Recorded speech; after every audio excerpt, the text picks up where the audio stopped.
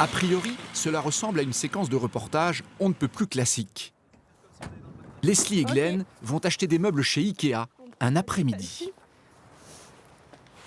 Là, on a acheté coussin jaune. Mais en réalité, ce qu'il s'apprête à vivre, qui peut dire qu'il ne l'a pas un jour vécu? Je sais pas. Mais ça dépend où tu veux la mettre. C'est bien la liste. Comme Leslie et Glenn, une fois franchis les portes du magasin, n'avez-vous pas vous aussi ressenti cette envie irrésistible de vous saisir de tous ces objets à portée de main? Tiens, il y a un tapis là. 50 €. Qu'est-ce que t'en penses? Mais c'était pas sur la liste. Non, c'était pas sur la liste, mais faut bien faire des folies. Car le jeune couple est venu au départ acheter des coussins, une commode et une étagère. Ça, c'est stylé, non? Ouais, mais c'est quoi? C'est ce truc pour mettre sur la table basse, tu vois, genre... Tu mets plein de choses dedans. C'est au tour de Leslie de craquer sur de la déco design. En même temps, les prix sont mini, c'est ça aussi. Tu vois, la grande pancarte de €, tu te dis, allez, je le prends, puis finalement, tu vois, ça fait cher. Et au final, justement, le chariot de Leslie et Glenn finit bien rempli. À la caisse, ça ne va pas cesser de biper.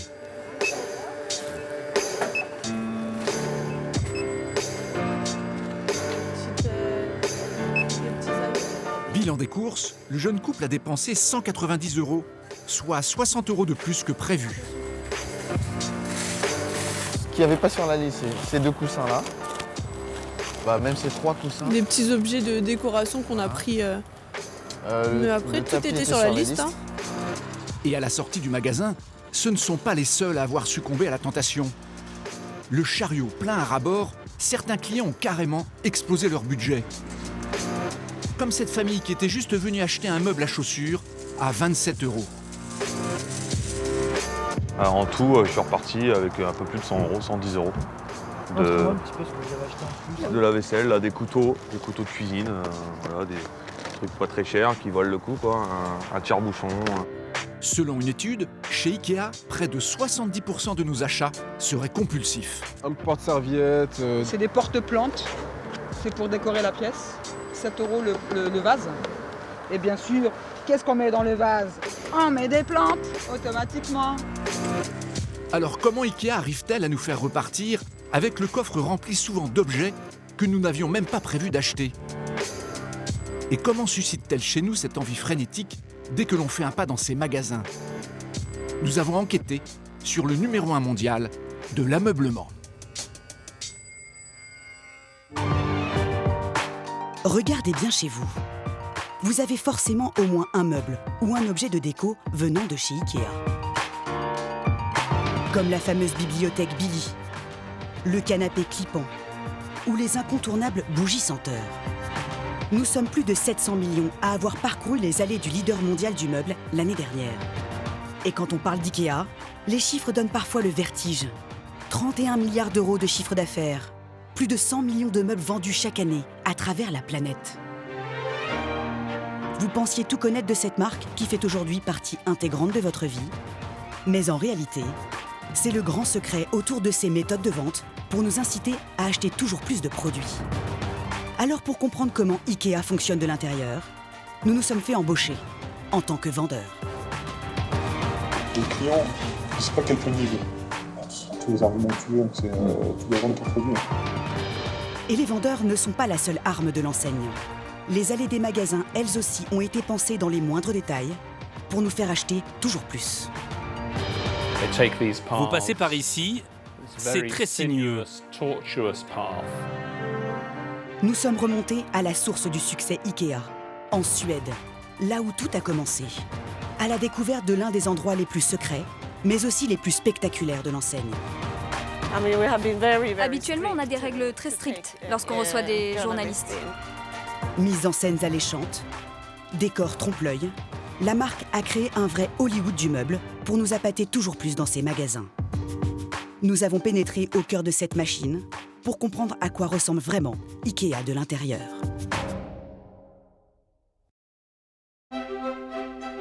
A priori, les magasins Ikea ont l'air de ressembler à de véritables petits paradis.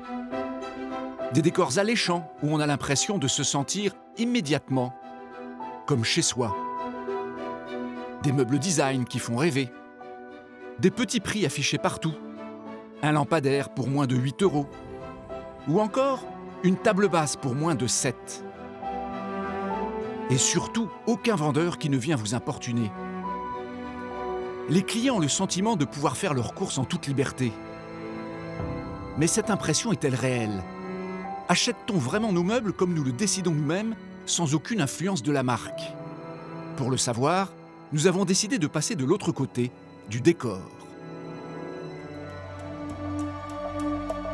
Alors nous contactons le géant suédois pour lui demander de pouvoir réaliser un reportage dans ces immenses hypermarchés. La réponse a été lapidaire et sans appel. Merci pour votre mail, mais Ikea préfère décliner. Nous les relançons plusieurs fois par téléphone pour tenter d'obtenir un feu vert. On prépare un reportage sur les coulisses d'IKEA et je voudrais savoir s'il serait possible de tourner dans un de vos magasins. Mais à chaque fois, l'enseigne nous refuse l'autorisation de filmer ces grandes surfaces. Alors au bout de quelques semaines, nous avons décidé de passer à la vitesse supérieure. Faire embaucher l'une de nos journalistes pour enfin découvrir de l'intérieur les secrets de la machine Ikea. Nous sommes au début du mois de novembre. Je commence mes recherches sur le site du géant du meuble. Et ça tombe bien, il recrute à tour de bras. Et surtout dans un domaine, la vente. Ikea recherche des vendeurs exposition, des vendeurs libre-service et des vendeurs libre-service spécialisés meubles. Des jobs, il y en a. Mais pour décrocher un poste, je vais devoir être persuasive. Car l'enseigne annonce très vite la couleur. Elle veut des vendeurs ultra motivés. Le vendeur doit optimiser les ventes et la rentabilité dans sa zone de responsabilité. En lisant cet avertissement, je me dis que ce n'est pas forcément gagné. Car voilà, je n'ai aucune expérience dans la vente de meubles. Tout va donc se jouer à l'entretien. Quelques jours plus tard, l'aventure débute. Me voici convoquée dans l'un des magasins Ikea. Et la barre va être très haute, car le job pour lequel je postule est en fait celui de vendeur dans l'un des rayons les plus stratégiques de la marque. Celui des cuisines. Du mobilier qui fait rêver. Des aménagements parmi les plus coûteux du géant suédois. Il figure dans le top 3 du chiffre d'affaires des magasins.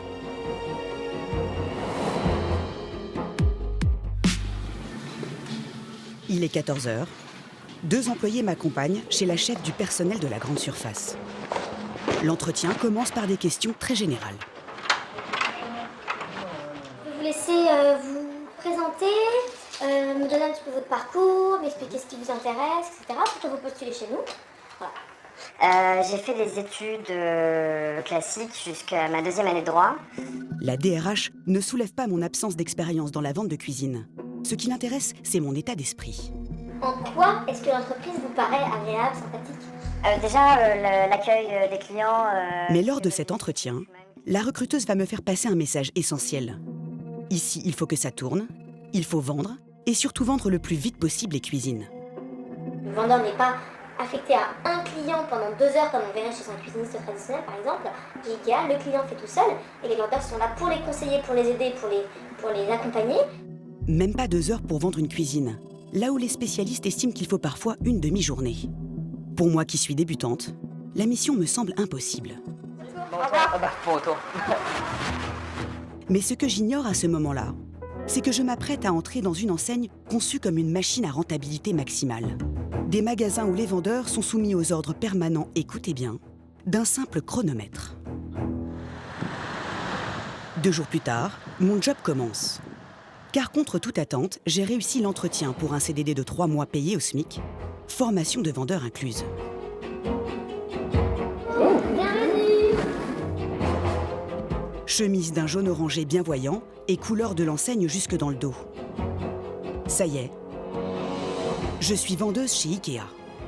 Parée pour attaquer ma formation.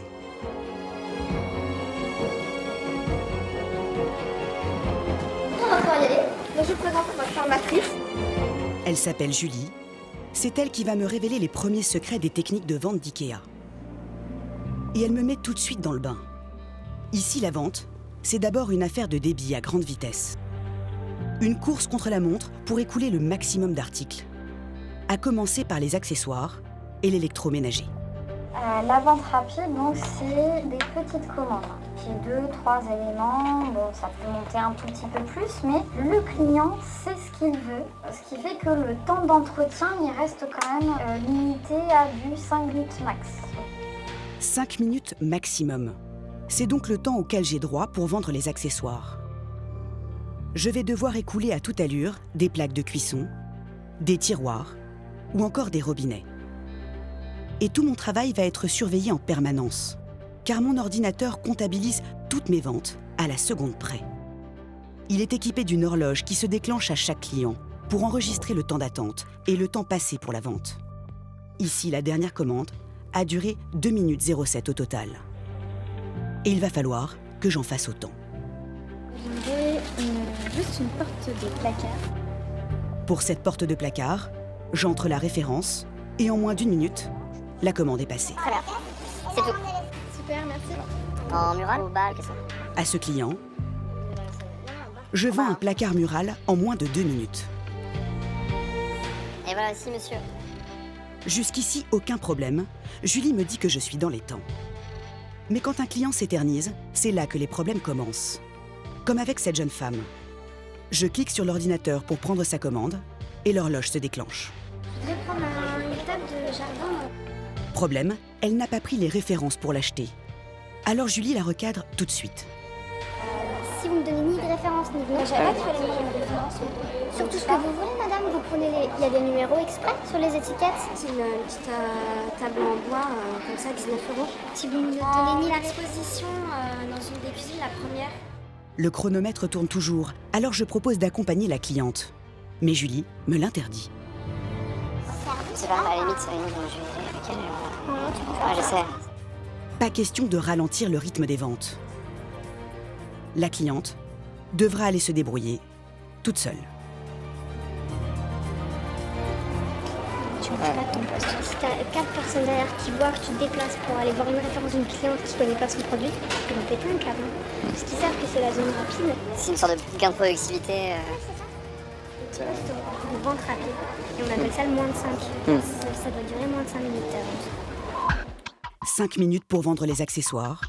Je suis un peu à la peine. Mais là où la tâche se complique beaucoup plus, c'est quand il s'agit de vendre des cuisines entières.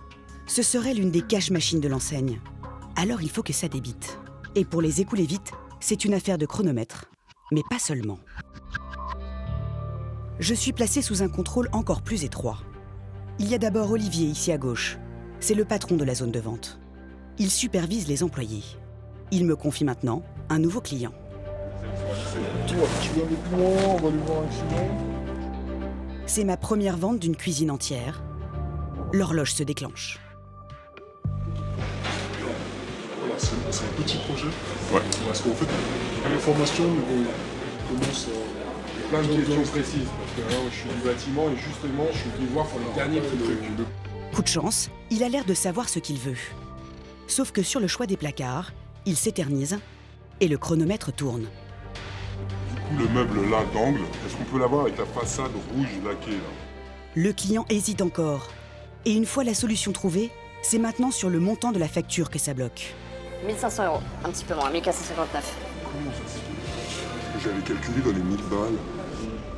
Et c'est reparti. Il faut que je lui recalcule tout le devis. Cela me prend un temps fou. Et au bout de 10 minutes... Le récapitulatif, ici. Du coup, je vais être à 900. Vous êtes à 930. Même pas une cuisine à 1 000 €. Avec tous les contretemps, j'y ai déjà passé 40 minutes et je n'ai même pas fini le devis. Pour mon chef Olivier, c'est beaucoup trop long. C'est bon, on fait le devis. Vous connaissez mon CPV? Non, parce qu'en fait, il y avait beaucoup de questions et en plus de ça, il s'était pas enregistré, donc on est obligé de tout retaper. Et Olivier a les moyens d'avoir à l'œil tous les vendeurs. Car le magasin a mis au point un système de contrôle très efficace qui lui permettrait de suivre notre travail en direct. Cela se passe dans les bureaux. C'est d'ici que nous serions supervisés à distance par les cadres du magasin à partir de cet ordinateur. Table 13, il y a un petit logo à côté de son nom. On sait si le client a été pris en charge ou pas. Une collaboratrice, ça fait 48 minutes qu'elle est avec cette cliente-là. Et sur les autres tables, les clients, on a un décompte. C'est le temps depuis qu'il a été enregistré sur la table. Table 32, ça veut dire que ça fait 5 minutes 41, 42, 44, 45 qui a été installé sur cette table. Un calcul du temps passé à la seconde près que les responsables vont mettre en rapport avec le montant des ventes finalisées par chaque employé. Plus le vendeur passe du temps, plus la facture doit être élevée. Une règle contrôlée au plus haut niveau par quelqu'un qui peut surveiller en direct chaque commande décrochée par les vendeurs. C'est l'un des chefs du rayon cuisine. Et écoutez bien, il va me donner la clé de tout le système des ventes des cuisines Ikea. Baptiste, c'est 41 minutes qu'il est avec sa cliente. 41 minutes, ça va, c'est à peu près raisonnable. Mais si il dépasse l'heure de traitement et qu'il sort une cuisine à 2000 €, est-ce que c'est rentable? 3 clients en 1 heure à 2000 € chacun, il fait 6 000 € en 1 heure. Est-ce que ton petit camarade à côté, ça fait 1 heure qu'il fait son client et il est à 2000 €. Donc toi en 1 heure tu m'as fait 6 000, lui en 1 heure il m'a fait 2000. Tout le système vise à une rentabilité maximale. En rayon, les clients qui viennent concevoir leur cuisine ne se doutent de rien. Mais dès que les vendeurs viennent les conseiller, parmi leurs missions, ils doivent vous faire acheter un maximum de produits. Et pour y parvenir, les employés peuvent s'appuyer sur une arme secrète dont le grand public n'a jamais entendu parler et qui fait d'IKEA le plus habile vendeur de meubles de la planète. Tout s'est joué à Paris 2 mois après le début de notre reportage. Notre enquête va être soudainement relancée. Le jour où nous recevons au bureau par coursier un pli mystérieux, en n'imaginant pas un seul instant l'importance du document qu'il contient. En apparence, un simple petit livret avec pour titre « Célite, vends-le ». Cela ressemble à un manuel de règles d'un jeu de cartes. Mais en fait, c'est un document clé, la Bible du vendeur Ikea. Sur 150 pages, pas de texte, mais des dizaines et des dizaines de tableaux qui recensent une bonne partie des produits du géant suédois. Et dès la première page, tout s'éclaire. Il s'agit d'un outil donné aux vendeurs pour orienter les ventes en fonction des priorités de chaque magasin. Et voilà comment. Les produits sont repérés par des cartes à jouer en fonction de leur importance. Le vendeur doit s'occuper en priorité de 2 grandes familles d'articles. Ceux estampillés par un as de cœur, les produits qui se vendent le plus comme le Ringstar, un robinet à 75 €. Et surtout, ceux associés à l'as de trèfle, car ce sont les plus rentables, ceux qui rapportent le plus. Comme ce Clipant, un canapé à moins de 200 €. Résultat, avant même d'entrer dans un magasin, le vendeur sait déjà ce qu'il doit vous vendre. Et ce jeu de cartes, notre journaliste va en entendre beaucoup parler. Cela fait maintenant 5 jours que je suis vendeuse dans ce magasin. Et ce matin, l'un de mes supérieurs va m'apprendre comment bien utiliser la Bible du bon employé d'IKEA. Alors, on va commencer par le début, hein. Ouais. C'est pas mal. Il m'emmène à l'entrée du magasin. C'est ici qu'il a commencé par placer les stars du Célite. En fait, c'est un endroit. Tu auras plus de produits, tu auras plus de marques, tu auras plus de bénéfices. Et ces produits-là ont été choisis exprès. Ici, c'est le Samla, on sait que ça se vend. On sait que ça se vend, on sait que c'est demandé, on sait que ça fait du chiffre, ça fait de la marge. Et on regarde surtout, on va mettre un produit en fonction s'il apparaît ou pas dans le top 55. Le top 55, c'est tous les produits qui marchent à plus de 55%. Le top 55. Cela concerne des produits qui rapporteraient au minimum près de 5 fois plus que la rentabilité moyenne du magasin. De véritables filons, comme par exemple ces simples bacs en plastique présentés en vrac. Les clients ne doivent pas les rater, même s'ils n'en ont pas vraiment besoin. Alors le chef de rayon me demande de les placer aux meilleurs endroits. Dans les boutiques, tu vas distinguer ce qu'on appelle des bordalets. Donc, ça, c'est un bordalet. Derrière, Rosa, c'est les bordalets. Voilà. Pareil, bordalet, ça va être tout le temps plein. Ça, c'est une TG. La tête de gondole. Et c'est là-dessus qu'on va faire du chiffre. Je découvre la tête de gondole. Un emplacement très visible. En y exposant tous les produits à vendre en priorité, le chef de rayon espère que les clients les achèteront sans réfléchir, mécaniquement. Il y a un gros chiffre à faire sur les ventes additionnelles. Il faut amplifier la mécanique, c'est-à-dire le client de pouvoir servir sans devoir faire appel à un vendeur. Des produits qui se vendent tout seuls. Et si jamais ils ne partent pas assez vite, le chef du rayon cuisine va m'apprendre quelques techniques pour écouler en priorité les articles du Célite. Comme par exemple ces simples poignées de placard. Le client ne sait pas quel poignet il veut. Toi, tu ne pourras pas l'aider dans son choix de cuisine. Enfin, tu ne pourras pas l'aider. Si tu suis ton CELIT, il faut savoir que les petits bas, c'est un top share, un top profit. Et ben, tu auras tout intérêt à dire aux clients, mais prenez les petits bas, elles vont beaucoup mieux à votre cuisine, elles sont beaucoup plus jolies, elles sont beaucoup plus esthétiques. Vous avez une prise en main qui est plus douce. Tu sors tous les arguments que tu veux, tu dois vendre ton produit. Effectivement, dans le CELIT, la fameuse poignée Tida figure parmi les as de trèfle, les produits les plus rentables. Voilà pourquoi le chef du rayon me demande de l'écouler plutôt que la poignée Vina, quasiment au même prix, mais moins profitable.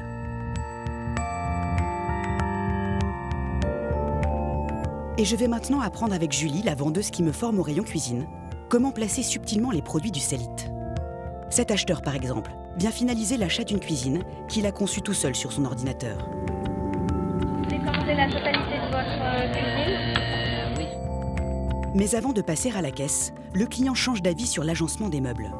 Il estime désormais qu'il a trop de tiroirs. Là, j'en ai pas mis en bas. Et pour le porte-tex, vous mettez dans la... Non plus. Okay.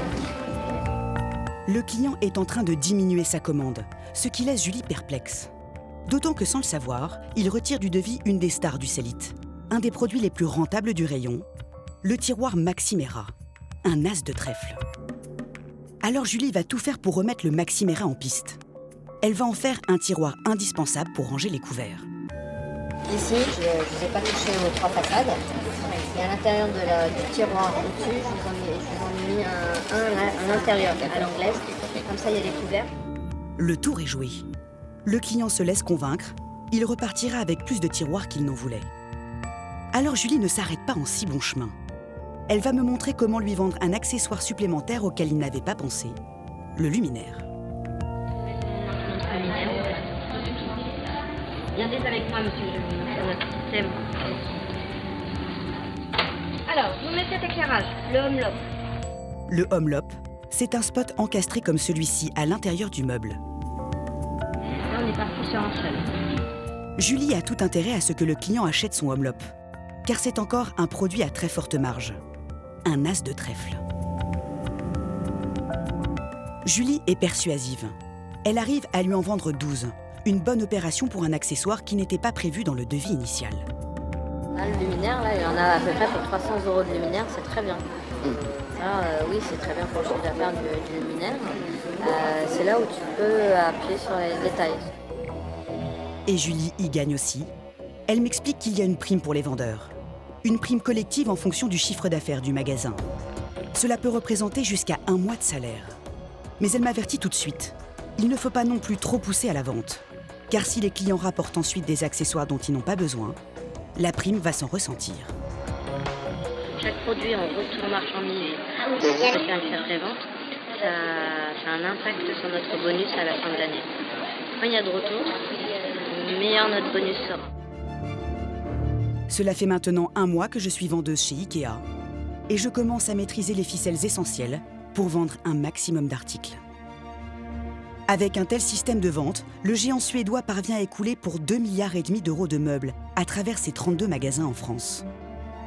Si le rayon cuisine est en pleine expansion, il est loin d'être le seul. Les meubles traditionnels, la literie et le salon restent ses plus grosses ventes. Et en moins de 30 ans, il est devenu le leader du secteur en France, devant Conforama et But. Alors que pourtant au départ, rien ne prédestinait cette marque à connaître un destin mondial. Une incroyable histoire qui commence à 1500 km de la France, dans le nord de l'Europe, en Suède. Et première surprise, cette marque mondialement connue n'est pas née dans une grande ville comme la capitale, Stockholm, mais à 500 km plus au sud, à Älmhult, dans un coin un peu perdu.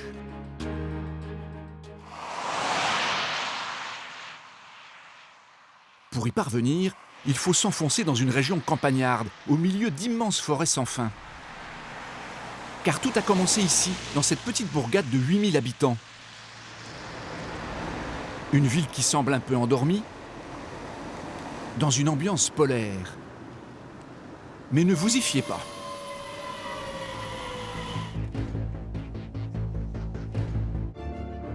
Cela fait maintenant 1 mois que je suis vendeuse chez Ikea et je commence à maîtriser les ficelles essentielles pour vendre un maximum d'articles. Avec un tel système de vente, le géant suédois parvient à écouler pour 2,5 milliards d'euros de meubles à travers ses 32 magasins en France. Si le rayon cuisine est en pleine expansion, il est loin d'être le seul. Les meubles traditionnels, la literie et le salon restent ses plus grosses ventes. Et en moins de 30 ans, il est devenu le leader du secteur en France, devant Conforama et But. Alors que pourtant au départ, rien ne prédestinait cette marque à connaître un destin mondial.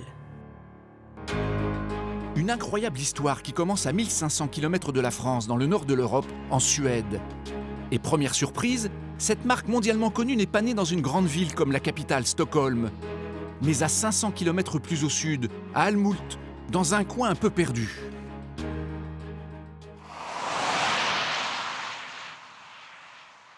Pour y parvenir, il faut s'enfoncer dans une région campagnarde, au milieu d'immenses forêts sans fin. Car tout a commencé ici, dans cette petite bourgade de 8000 habitants. Une ville qui semble un peu endormie, dans une ambiance polaire. Mais ne vous y fiez pas. À la gare, tous les jours, c'est la cohue. Des milliers de voyageurs débarquent. Ils vont tous au même endroit. Vous allez où? Je vais chez Ikea. Chez Ikea. Chez Ikea. Comme tout le monde derrière. Et ils n'y vont pas pour faire leurs courses. S'ils viennent ici, c'est pour travailler. Ce sont tous des salariés du géant suédois. Älmhult, c'est le berceau historique de la marque. Elle y est omniprésente, entrepôts, bureaux, grande surface bien sûr. Pas un panneau indicateur qui ne mentionne un bâtiment ou une rue. Ikea. L'enseigne fait travailler ici 4500 salariés, l'équivalent de la moitié de la population. Et ce travail, ils le doivent tous à un seul homme qui est à l'origine de cette entreprise planétaire.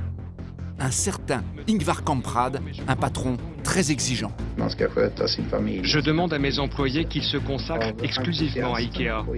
Bien sûr, ils doivent s'occuper de leur famille, mais je veux de l'enthousiasme. Je veux que leur travail soit leur unique passion. Il est le fondateur d'un empire spectaculaire qui a révolutionné le commerce, mais à l'origine, c'était loin d'être gagné. Tout commence il y a 70 ans. Nous sommes alors en 1943 et le jeune Kamprad habite à Gunnarid, un minuscule village de paysans plutôt pauvres, où il semblait difficile de faire fortune. Il habite la ferme familiale quand à 17 ans, il passe son bac. Et derrière son air timide s'affirme de plus en plus une personnalité tenace. Il n'a alors qu'une idée en tête, trouver le moyen de gagner vite beaucoup d'argent. Mais dans cette contrée perdue, c'était mission impossible. Il se lance tout de même dans un petit commerce dont il était loin d'imaginer qu'un musée Ikea en garderait religieusement 70 ans plus tard les premiers articles, tels des reliques. À peine sorti de l'adolescence, Kamprad achète et revend des produits qui ne paient pas de mine, comme des lames de rasoir, des jeux de cartes ou encore des stylos. Bref, il fait un peu dans le bazar. Mais il est futé. Ces produits sont indispensables à la vie quotidienne. Et pour les écouler, il va au-devant des clients en faisant du porte-à-porte, de ferme isolée en ferme isolée. Et il arrive à se faire un petit bénéfice, car le personnage a le sens du commerce. C'est ce qui frappe tous ceux qui l'ont côtoyé, à l'instar de Bertil Torricul, devenu aujourd'hui son biographe. Il a commencé en achetant des boîtes d'allumettes pour 2 couronnes suédoises. Il réussissait à les vendre à 5 couronnes. Il doublait son investissement. C'est à ce moment-là qu'il a compris le pouvoir fantastique que procurait l'argent. Et il suit ses intuitions. Pour développer son commerce, il ouvre devant la maison familiale son premier magasin qui est toujours là aujourd'hui. En fait, un minuscule kiosque, quelques mètres carrés, où il peut tout juste entasser ses articles. Il ne doute de rien. Il donne un nom à sa petite affaire comme si c'était déjà une grande entreprise. I comme Ingvar, K comme Kamprad, E comme Eltarid, la ferme familiale, et A comme Agunarid, son hameau natal. Dans cette petite cabane, le premier Ikea était né. Il adorait gagner de l'argent. Il adorait ça. C'est la raison pour laquelle il s'est lancé dans les affaires. Kamprad en veut toujours plus. Alors il se lance sur un marché plus gros que les lames de rasoir. Nous sommes en 1948 et tout va basculer. Il joue son va-tout sur le commerce d'articles fabriqués en masse dans cette région boisée, les meubles. Si ses premiers produits sont bien loin du design actuel, un fauteuil à bascule traditionnel ou une chaise bien rustique, il arrive à les écouler chez ses clients habituels. Mais ils ne sont pas assez nombreux. Alors il décide d'en prospecter au-delà de son village natal. Il veut s'attaquer aux villes voisines. Sauf que là, tout se complique. Kamprad tombe sur des concurrents beaucoup plus costauds que lui. Comme par exemple, la famille Persson. C'est le début d'une guerre sans merci que Kamprad n'avait aucune chance de gagner. Car au début des années 50, c'est la famille Persson qui, dans le coin, tient solidement le marché du meuble. Avec déjà une grande boutique qui fait pâlir de jalousie Kamprad. Bror Persson n'a rien oublié. Il est venu quelques fois pour regarder ce qu'on avait dans le magasin. On lui a même demandé s'il avait besoin d'aide. Bien sûr, il nous a répondu qu'il n'en voulait pas. Il est venu plusieurs fois, au moins 4 ou 5 fois. Il s'est baladé dans les rayons comme n'importe quel client. Et nous, on l'a laissé faire. Kamprad fouine dans les rayons de son concurrent. Il fait de l'espionnage industriel. Il cherche comment tailler des croupières aux personnes. Pour cela, il ne trouve qu'une solution, essayer de vendre ses meubles moins chers que lui. Mais comment? Et là, Kamprad a une idée révolutionnaire. Il n'a pas les moyens de se payer un magasin en centre-ville. Il doit donc continuer à vendre ses meubles par correspondance. Alors voilà ce qu'il a en tête. Pour faire connaître ses produits dans la région, il décide de réaliser un catalogue. Et voici le tout premier, du jamais vu à Almoult. Un document de 60 pages, avec des photos. Et à la fin, un bon de commande. Le tout est un peu austère, mais ça reste meilleur marché à réaliser qu'un magasin à entretenir. L'idée du catalogue, il faut bien l'avouer, c'est Ikea qui l'a eu en premier. On a décidé de lancer le nôtre l'année suivante, mais il n'était pas aussi efficace. Et pour cause, car Kamprad a trouvé un autre moyen de vendre encore moins cher. Un tour de force technique qui aujourd'hui encore est au cœur du système Ikea. Le meuble en kit. Tout s'est joué un beau jour de 1954, avec cette petite table basse. Un employé doit la porter au studio pour faire des photos destinées au catalogue. Il pense pouvoir l'emmener dans le coffre de sa voiture, mais voilà, elle ne rentre pas. Alors il décide de lui couper momentanément les pieds, ce qui lui permet de transporter son colis bien à plat. Kamprad fait des tests. Il découvre les énormes avantages de meubles vendus en colis plat que les acheteurs finiraient de monter eux-mêmes. Il se rend compte qu'il peut économiser sur la fabrication, puisque ses ouvriers ne font plus l'assemblage. Il s'aperçoit qu'il peut aussi économiser sur les stocks et le transport, car ces meubles en kit prennent moins de place. Le résultat est spectaculaire. Le prix de cette table passe de 45 couronnes à seulement 34. C'est d'un seul coup 25% de moins. La concurrence est larguée. Ikea, c'était une nouvelle idée du business. Quelque chose que nous, les autres vendeurs de meubles, n'avions jamais fait. J'imagine que c'était ça son grand succès.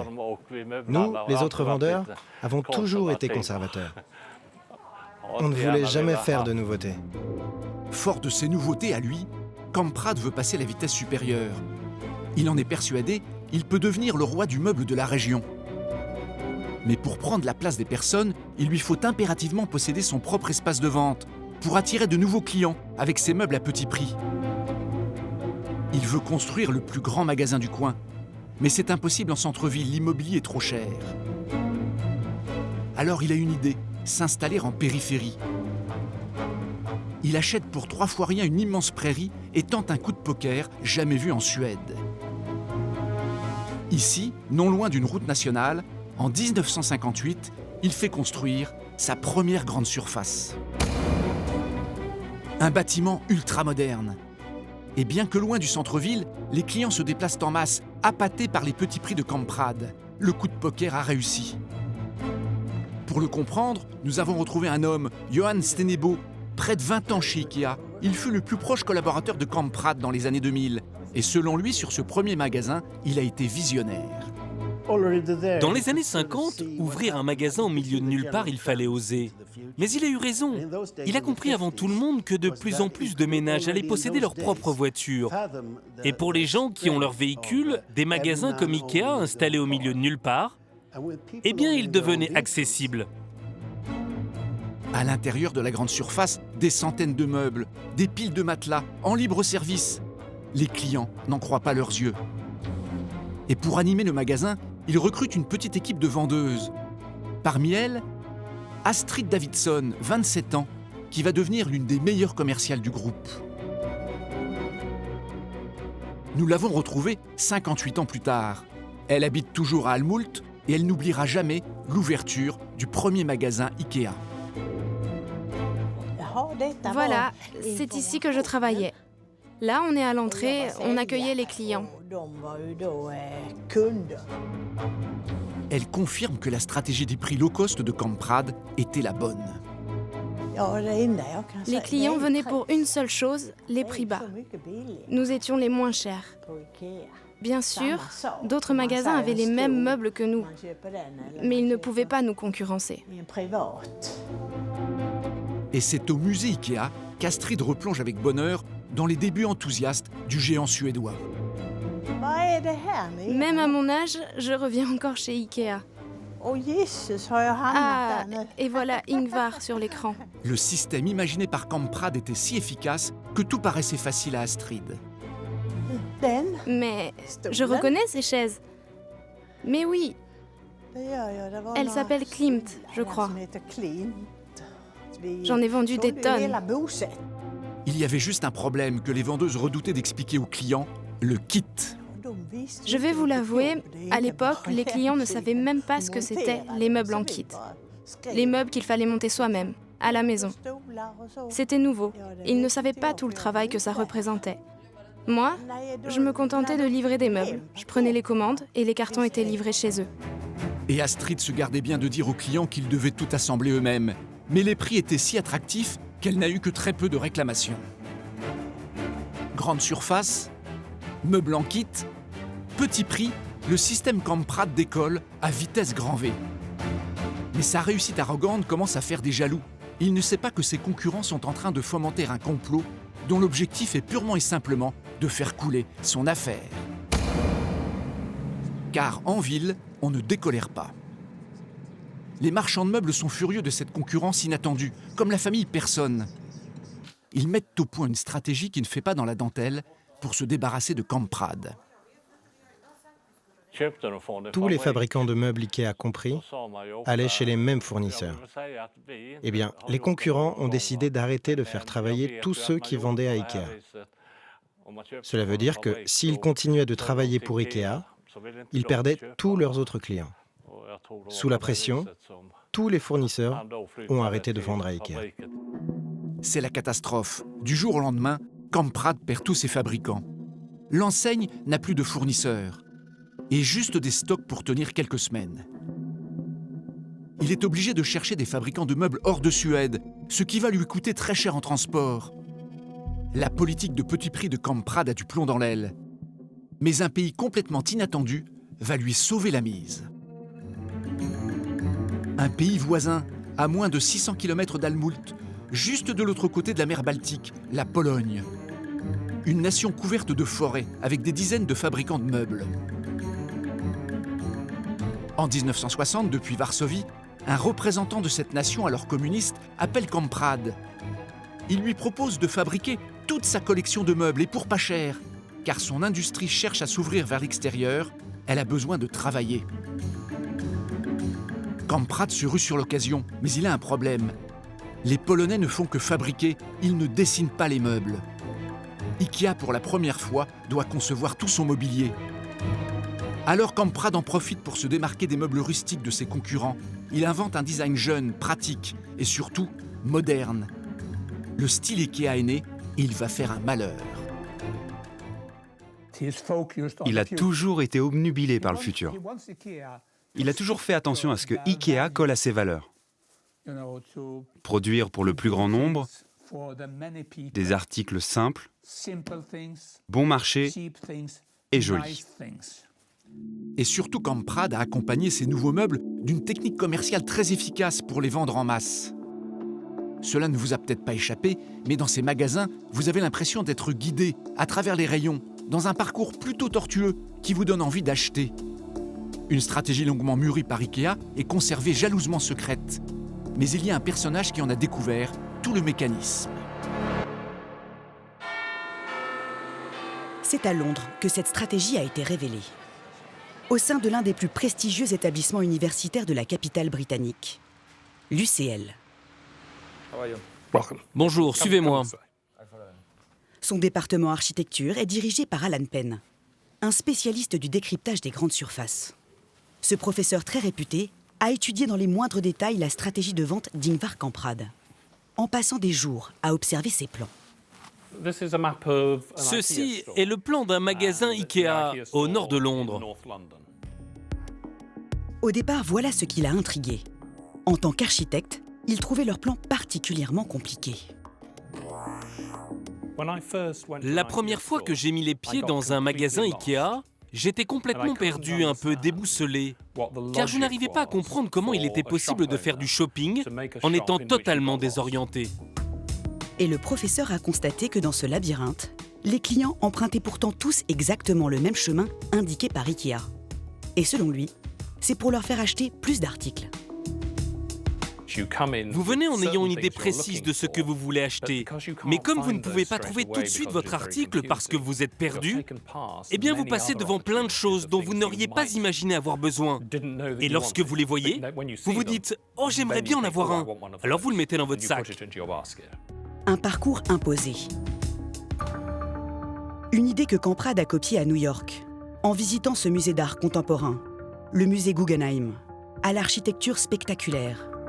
Le bâtiment est entièrement circulaire. Et ceci pour guider les visiteurs à travers un parcours unique qui leur permet de voir l'ensemble des chefs-d'œuvre sans en rater un seul. En reprenant l'idée du parcours imposé, Kamprad va faire exploser ses ventes. Dans son étude publiée en 2011, Alan Penn estime que 67% des produits que vous achetez dans ces magasins le sont de manière compulsive, c'est-à-dire qu'ils n'étaient pas prévus sur votre liste. Mais alors comment Ikea s'y prend-elle pour nous mener ainsi par le bout du nez?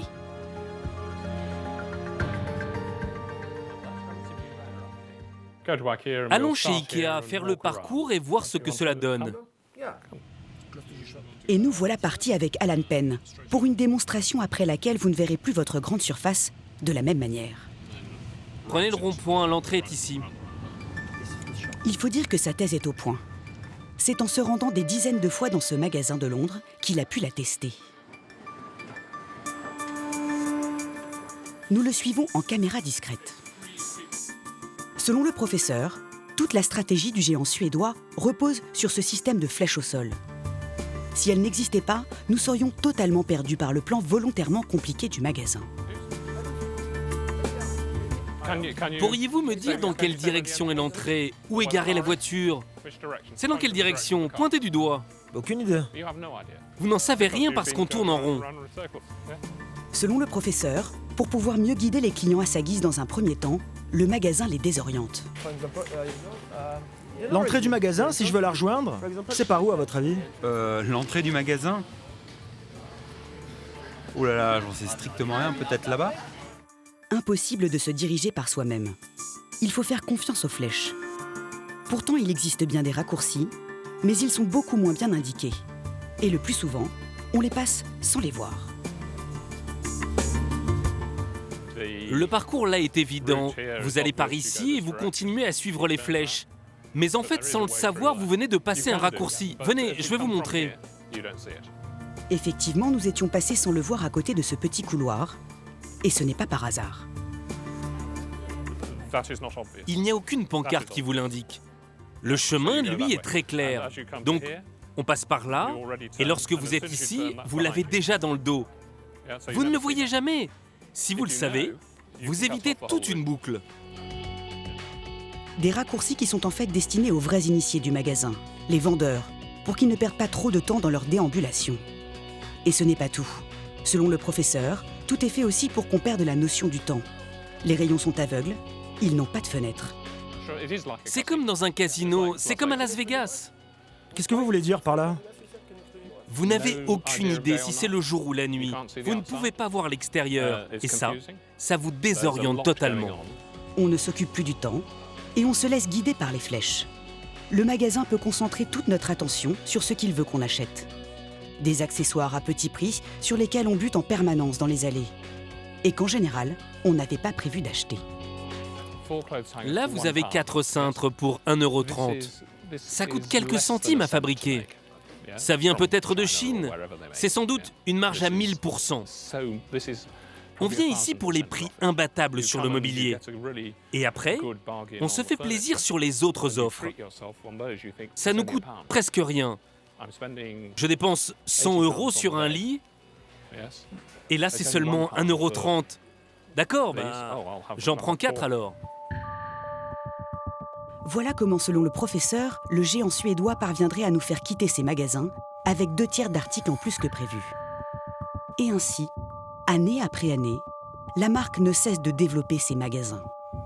Dans les années 60, elle part à la conquête du monde. Après la Suède, l'Europe, puis la Chine et les États-Unis.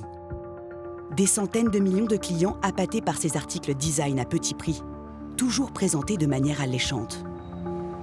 Une commode à 69 €, une étagère à 9,99 €. Par quel tour de force l'enseigne réussit-elle à produire des meubles qui ne coûtent que quelques dizaines d'euros? Pour connaître les secrets de fabrication des meubles IKEA, il nous en aura fallu de la détermination. Surtout sans le feu vert de l'enseigne. Nous avons tenté notre chance auprès de ses sous-traitants. Et leur réponse était loin d'être encourageante. Finalement, ce ne sera pas possible si vous n'avez pas l'autorisation du client. Donc, voyez avec eux, mais sans ça, ce sera impossible. Mais on ne s'est pas laissé abattre. Et on a même mis le paquet. Toute la rédaction a été mise à contribution. Et elle en a eu du pain sur la planche. Car plus de 1000 sous-traitants à travers le monde travaillent pour l'enseigne suédoise. Nous en avons contacté plus de 100 aux 4 coins de la planète. En Pologne, en Italie et même en Indonésie. Et au final, on a eu droit à chaque fois à la même réponse. Une fin de non-recevoir. Et chacun a sa formule. On ne peut pas confirmer votre visite. Nous ne pouvons répondre favorablement à votre demande. Nous déclinons votre demande. Mais après des mois d'appels acharnés, un fabricant nous a redonné espoir. Nous, on fabrique des produits que souhaite IKEA. Il sous-traite bien pour l'enseigne suédoise et il a accepté de nous ouvrir ses portes. Quand est-ce que vous seriez disponible? Je pense que la semaine prochaine, ça sera mieux pour nous. Rendez-vous pris 1 semaine plus tard. Direction le Danemark, à 300 km de la capitale Copenhague, dans la ville de Farvang. En plein cœur de la campagne, c'est ici qu'est basé Tvilum, l'un des leaders mondiaux des meubles en kit pas cher. Vous êtes loin de l'imaginer, mais la table ou la commode qui trône dans votre salon vient peut-être d'ici.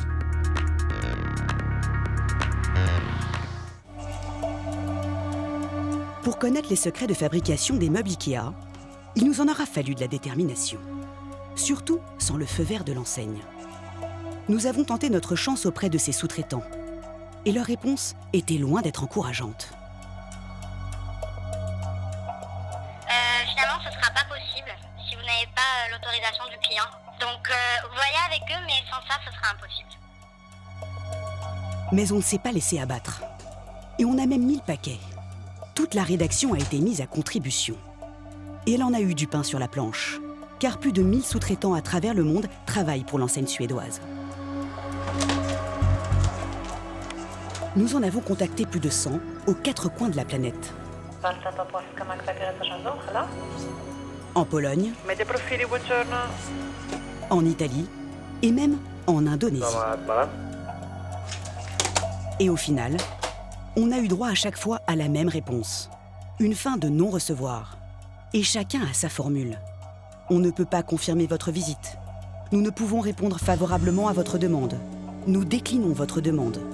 Mais après des mois d'appels acharnés, un fabricant nous a redonné espoir. Nous, on fabrique les produits que souhaite IKEA.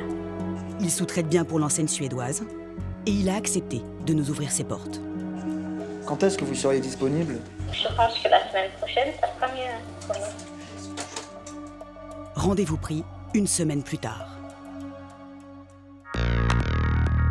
Direction le Danemark, à 300 km de la capitale Copenhague, dans la ville de Farvang. En plein cœur de la campagne, c'est ici qu'est basé Dvilum, l'un des leaders mondiaux des meubles en kit pas cher. Vous êtes loin de l'imaginer, mais la table ou la commode qui trône dans votre salon vient peut-être d'ici.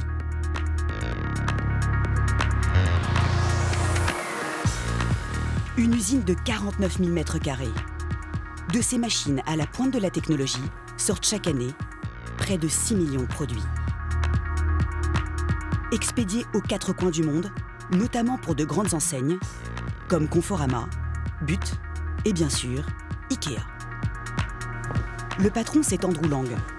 Et si toutes ces marques font appel à lui, c'est parce qu'il est devenu l'un des grands spécialistes dans l'art de faire du pas cher, sans que ça en ait l'air. Comme vous voyez, les tiroirs sont extensibles et vous avez un beau volume à l'intérieur. Et aussi ici, regardez l'espace à l'intérieur de ce meuble. Et dans son showroom, tout laisse même penser que pour certains produits, on a carrément affaire à du haut de gamme. Dans les pays nordiques, nous avons un style moderne et un style un peu plus classique. Cette chambre, par exemple, est dans un registre plus campagnard. Alors comment Andrew s'y prend-il pour proposer des prix ultra compétitifs? D'autant que lorsque l'on regarde d'un peu plus près les finitions, on dirait bien du bois massif, venu de contrées exotiques, ou de chênes bien robustes, souvent très chères. Alors pour en savoir plus sur l'astuce utilisée ici, bonjour. Nous suivons le patron dans l'atelier de fabrication. On s'attend alors à humer la bonne odeur de sueur de bois et découvrir de belles planches fraîchement coupées. Eh bien pas du tout. Car la matière première utilisée, c'est ça. Des morceaux d'arbres différents réduits en copeaux pour n'en perdre aucune miette. Des copeaux qui seront ensuite recollés, séchés et aplatis pour former ces planches. C'est ce qu'on appelle du bois aggloméré ou panneau de particules. Et dans l'usine d'Andrew, on ne jure que par ça. On trouve des montagnes de bois aggloméré. Et on a beau chercher, on ne trouve pas l'ombre d'un morceau de pin ou de chêne. Et pour cause, ces planches de copeaux de bois coûtent 6 à 10 fois moins cher en moyenne que du bois massif. Ça, c'est un panneau à particules. C'est composé de petits éclats, des morceaux de bois. C'est pas cher et ça rentre bien dans notre budget. On peut faire beaucoup de meubles différents avec ça. Andrew utilise ce même processus de fabrication pour toutes les enseignes avec qui il travaille, y compris IKEA. C'est l'une des techniques de la marque pour proposer des meubles à petit prix. Comme cette armoire à moins de 50 €, ou cette étagère à 69 €. Et pour savoir de quoi est fait ce type de produit, il faut souvent aller chercher dans les petites lignes, dans le descriptif, où l'on retrouve indiqué le fameux panneau de particules. Alors que pour d'autres produits, souvent plus chers et pour lesquels du bois massif est utilisé, l'enseigne cette fois-ci l'affiche fièrement, à côté du prix. Reste maintenant à savoir par quel tour de passe-passe Andrew peut passer de ces planches de copeaux de bois au look pas très vendeur à ce résultat, ou encore celui-ci, qui donne bien plus envie. Nous suivons Andrew dans l'espoir d'approcher de la réponse. Mais au moment de percer le secret du patron... C'est quoi ces rouleaux? Vous pourriez me les montrer? Il nous arrête tout net. Je préfère que vous ne filmiez pas ça, parce que ça n'a vraiment aucun intérêt. Si, justement, ça en a beaucoup pour nous. Car ces gros rouleaux qu'Andrew ne veut pas nous montrer, c'est ça le secret. Une sorte de revêtement comme celui-ci de couleur blanche, pas plus épais qu'une feuille de papier, qui sera collé sur le bois aggloméré. Et parfois, il y a de quoi s'y méprendre. Comme pour cet imprimé façon chaîne. C'est l'un des procédés cosmétiques utilisés par les marques pour proposer des meubles qui présentent bien, à des tarifs imbattables. Ça, c'est du papier. Un papier qui ressemble vraiment à du bois. Ça coûte 3 fois rien. Du papier collé sur du bois aggloméré. Quand les enseignes ont recours à cette technique, elles lui donnent une appellation à la touche un peu chic. On appelle cela la feuille décor. Voilà comment Andrew arrive à casser les prix sur les meubles. D'autant qu'une fois les planches prêtes, son travail est quasiment terminé. Il ne reste plus qu'à les découper aux bonnes dimensions et percer les trous pour les vis. Alors, voici un panneau qui est passé par les machines. Comme vous le voyez, on a fait des trous sur le côté et aussi au milieu. C'est là où il y aura la poignée. Là, le panneau est prêt à partir. Les meubles seront livrés tels quels dans les magasins, en pièces détachées. Andrew s'évite ainsi l'étape du montage qui lui aurait coûté très cher en main-d'œuvre. Car ce ne sont pas ses employés qui vont s'en charger, mais vous.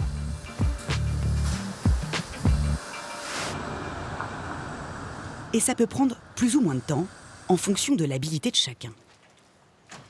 Leslie et Glenn sont de retour du magasin avec leur commode et leur étagère sous le bras. Oh.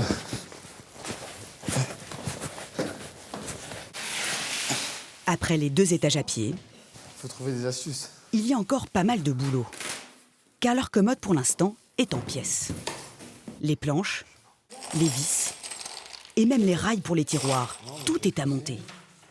Mais c'est loin d'effrayer le jeune couple, car Ikea a prévu une notice avec ce petit bonhomme qui va les guider pour chaque étape à suivre. On n'a pas de marteau. Combien de temps il vous faut pour assembler ce meuble? Je pense 45 minutes. 45 minutes? Ouais. C'est un peu rapide. Je sais pas, on a pas... Et c'est plutôt bien parti. Ce serait presque un jeu d'enfant. Il suffit de mettre ces petites encoches dans les trous et poser les planches. L'affaire est réglée en un peu moins d'une demi-heure. Mais au moment de s'attaquer au tiroir, c'est une autre histoire. Surtout quand on n'a pas les outils adéquats. Parce que là, tu le mets de travers. Hein. Ou pas d'outils du tout. Ah, c'est un couteau Ikea. C'est bon. Forcément, ça prend un peu plus de temps. Cela fait 3 heures que Leslie et Glenn s'arrachent les cheveux sur les tiroirs. Quand enfin, ils sont à 2 doigts de crier victoire. Tu veux une médaille? Sauf que pour le dernier, ça coince. Il n'est pas bien mis. Oh, putain. C'est parce qu'il n'y a pas les trucs et tout. C'est sans fin ce truc, c'est pas possible. Ah, mais c'est la vis. Bah oui. C'est la vis qui... C'est pas bien fixé, c'est pour ça. Ouais, c'est bon. Pour ces bricoleurs novices et pas très outillés, il aura fallu 3h30 pour monter cette commode. Bon, bah voilà, terminé. C'est la contrepartie lorsque l'on achète un meuble en kit. C'est de le monter soi-même. Et si Ikea arrive à nous convaincre malgré tout d'acheter ces produits, ce n'est pas seulement grâce à ces petits prix. Car pour vous taper dans l'œil, l'enseigne mise aussi sur l'une de ses armes commerciales les plus redoutables. Son catalogue. Et la marque a pensé à tout pour que l'on s'imagine déjà chez soi avec des meubles Ikea. Et cette fois-ci, pas dans leur paquet plat.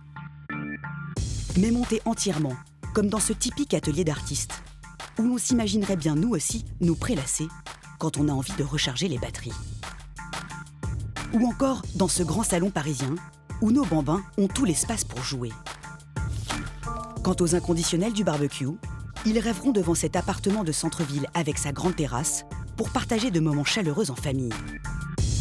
Et avec des produits Ikea, bien sûr. Les canapés, les chaises, les casseroles, les serres d'intérieur, les assiettes. Tout est à vendre dans le catalogue. Et pour nous en mettre plein les yeux, on imagine qu'IKEA a parcouru le monde pour sélectionner cette maison en bord de mer, ou cet appartement cosy au style londonien? Eh bien, en réalité, ceux qui ont réalisé ce catalogue n'ont pas bougé d'1 kilomètre.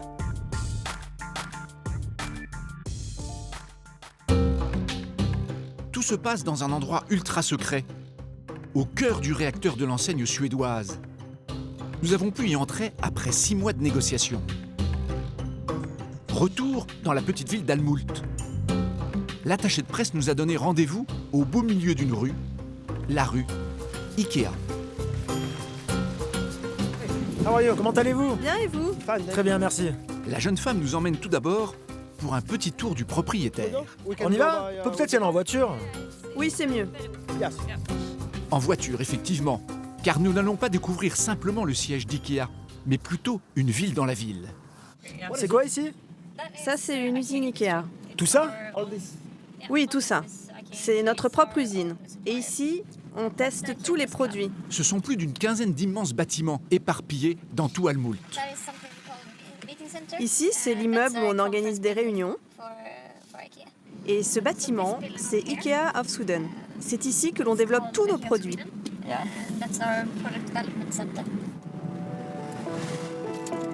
Après 5 km de route, arrivé dans le sein des saints du fameux catalogue. Notre autorisation de tournage est rare. Et l'attaché de presse nous fait clairement comprendre qu'il va falloir rester dans le rang. Donc vous allez pouvoir filmer vos interviews, mais rien d'autre à l'intérieur. Nous allons rencontrer celle qui se cache derrière ce catalogue. La tête pensante qui met tout en place pour vous faire dépenser un maximum.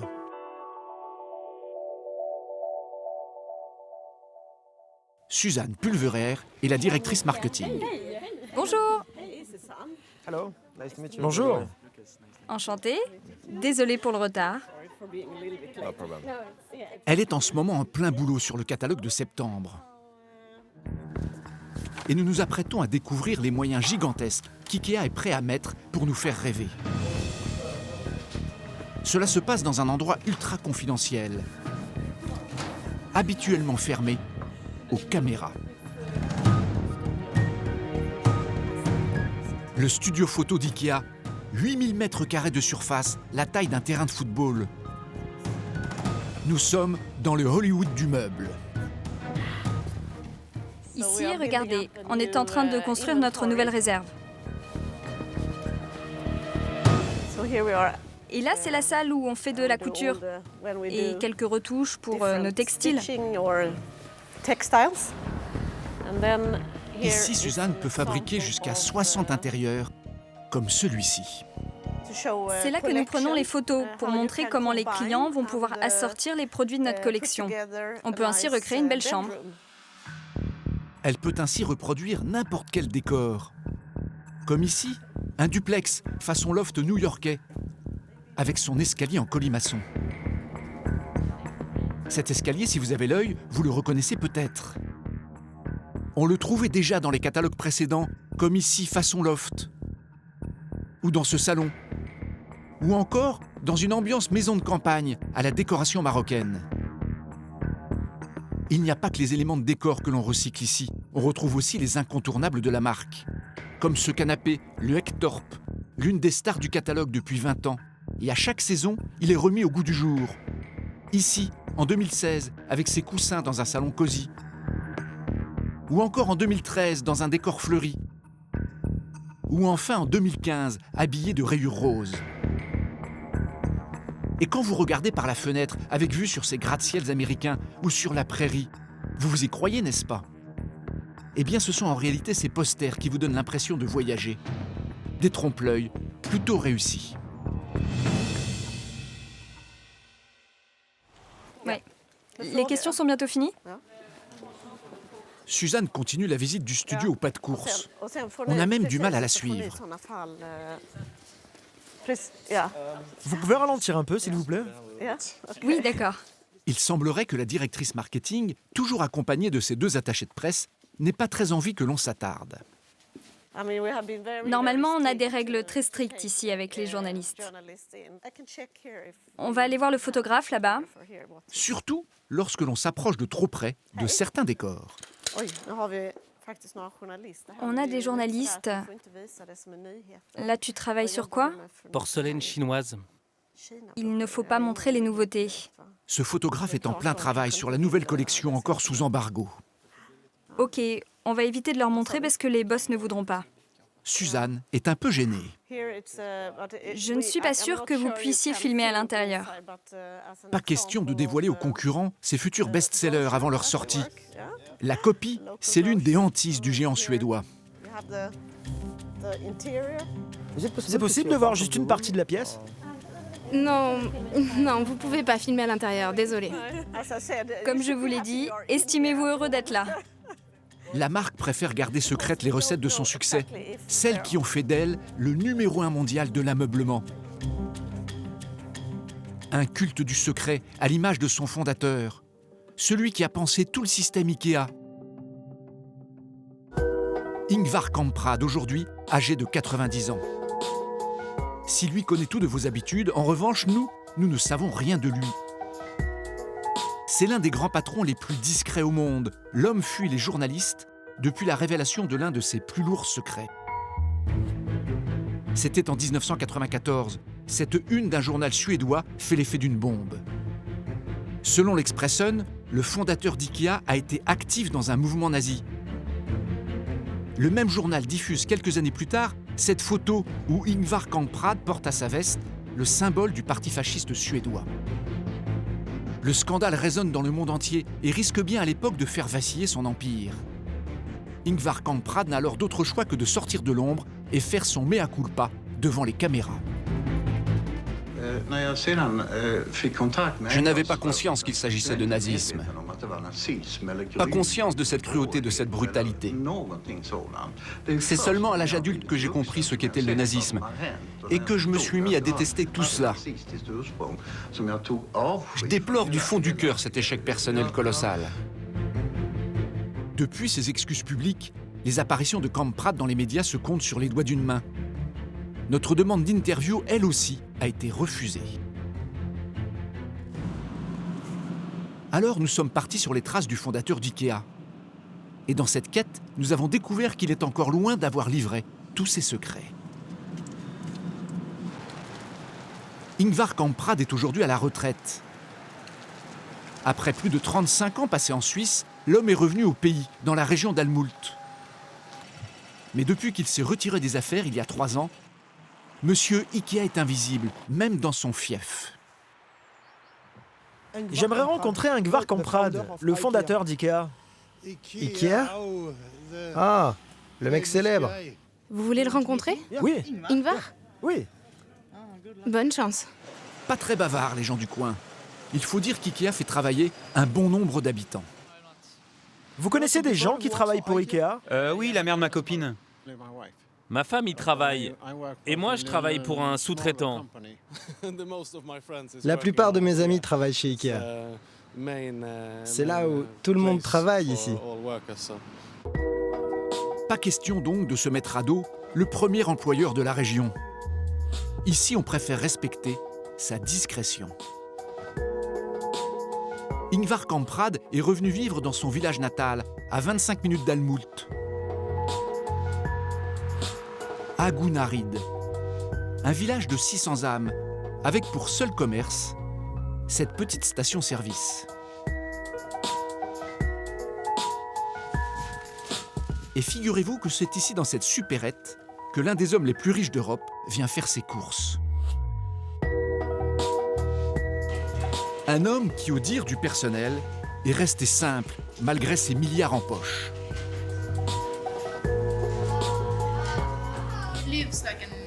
Il vit comme une personne normale, comme moi ou Lasse. Il conduit une Volvo, une vieille voiture. Il ne se comporte pas comme un riche. Vous savez, il vient d'une famille très modeste. La commerçante connaît toutes ses petites habitudes. Ingvar Kamprad vient ici tous les samedis. Vous savez, ce sont des céréales pour mettre dans le lait le matin. Et regardez, il adore ça. Qu'est-ce que c'est? Du tabac à chiquer, ça se met sous la lèvre. Regardez, il est juste là. Ah oui, c'est lui. Et même à la retraite, Kamprad garde ses réflexes d'homme d'affaires et ne peut s'empêcher de mettre son nez dans le business de la station-service. Et ça a d'ailleurs été filmé il y a 11 ans par une chaîne de télévision suédoise, l'une des rares interviews qu'il a acceptées, où Kamprad donne une petite leçon de commerce au responsable de la boutique. Combien vous le vendez le tabac à chiquer? 26 couronnes. C'est beaucoup trop cher. Beaucoup trop cher? Il faut le vendre 25 couronnes. Le fondateur d'IKEA livre même quelques astuces qui ont fait sa fortune. J'achète les bonbons chez un grossiste pas trop loin d'ici. Ça me coûte vraiment pas cher. Et chez Ikea, je les revends au détail. C'est comme ça que je gagne de l'argent. Les clients se servent et quand ils arrivent en caisse, je me fais une marge en fonction du poids. Et pendant les fêtes de Noël, je peux gagner beaucoup plus d'argent sur les bonbons, car les enfants, ils adorent ça. Et en Suède, quand monsieur Ikea délivre des conseils, on les prend très au sérieux. Et l'idée d'agrandir cette cafétéria, c'est lui. Tout comme le café offert pour attirer le chaland. Kamprad aurait-il du mal à décrocher des affaires? Aujourd'hui, officiellement, il a confié les rênes de son entreprise à ses 3 enfants. Mais officieusement, ce serait loin d'être aussi évident. Kamprad senior garderait un œil aiguisé sur son empire. Et c'est ce que nous allons découvrir en nous enfonçant un peu plus dans la forêt suédoise. Et au détour d'un virage, nous croisons une Volvo blanche, comme celle décrite par la vendeuse de la supérette. Peut-être celle d'Ingvar Kamprad. Je cherche la maison d'Ingvar Kamprad. Vous savez où c'est? C'est pas par ici. C'est pas par là? Au volant, c'est un jeune homme d'une vingtaine d'années, mais pas n'importe qui. C'est vers là-bas. Et au fil de la discussion, il reconnaît notre accent français. Oui, c'est vers là-bas. Ah, mais vous parlez français? Il parle français avec un léger accent suisse, pays où la famille Kamprad a vécu. Moi, mon prénom, c'est Greg. Et toi? Robin. Nous sommes en train de discuter avec l'un des héritiers d'Ingvar Kamprad, Robin, son petit-fils, celui qui pourrait bien devenir un jour le patron de l'empire Ikea. On m'a indiqué cette route et ce chemin, c'est pas... Non, c'est pas là-bas. C'est pas là-bas? C'est la fameuse. Je veux bien te suivre. Et puis, si c'est possible, juste de me l'indiquer. Ouais. Je te suis. Nous approchons du but. Le jeune homme accepte de nous guider jusqu'à la maison de son grand-père. C'est ici. Ouais. Mais s'il vous plaît, ne devez pas demander maintenant. Ok. Merci Robin. Ingvar Kamprad vit ici, dans cette maison. Une grande ferme, sans le faste attendu pour un milliardaire. Nous attendons le retour de Robin plein d'espoir. 1 minute plus tard, une femme s'approche de nous et son accueil est plutôt ferme. On ne vous laissera pas rentrer dans la maison. On ne vous laissera pas interviewer Ingvar. Mais qui est cette dame qui semble filtrer les allées-venues aux abords de la maison d'Ingvar Kamprad? J'étais la baby-sitter de ses enfants. Et depuis toutes ces années, j'ai continué à travailler pour Ingvar. Alors nous tentons d'organiser un rendez-vous. Est-ce que je peux vous laisser mon numéro? Comme ça, vous le lui donnez? Oui, bien sûr. Donnez-moi votre carte de visite. Je vais en parler à son assistant et il vous répondra. Ravi de vous avoir rencontré. Merci beaucoup. Merci, au revoir. Et nous avons attendu. Attendu le coup de fil de son assistant, en vain. Mais nous ne repartirons pas totalement bredouilles dans cette quête d'Ingvar Kamprad. En rebroussant chemin, nous apercevons un car stationné devant sa maison. Mais qui sont donc ces visiteurs du soir?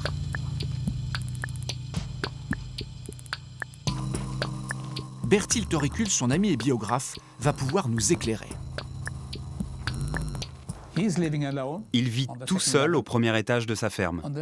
Mais au rez-de-chaussée, il a installé une salle de conférence où son personnel se réunit chaque jour. Donc il peut voir quand il veut les membres de son staff. Imaginez un peu. Il y a plus de 150 000 personnes dans le monde qui travaillent pour Ikea. Et tous les dirigeants viennent chez lui, dans sa ferme, pour leur réunion de travail. À 90 ans, Ingvar Kamprad serait donc toujours aux manettes, depuis le rez-de-chaussée de sa maison. celui qui a fait d'IKEA le numéro 1 mondial de l'ameublement, semble toujours bien présent dans sa société.